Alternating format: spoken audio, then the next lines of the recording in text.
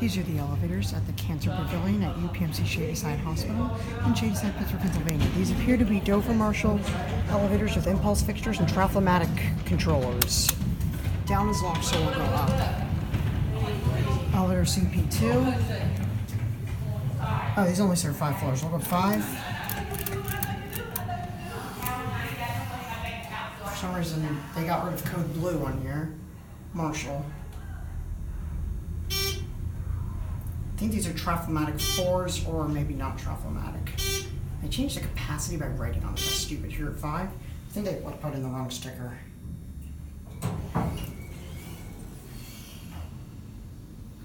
We'll end it at 2 and we'll ring the bell. And it doesn't want to ring.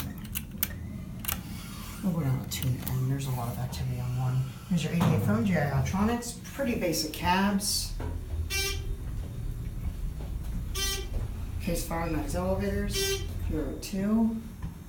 I'm not sure what that's supposed to be.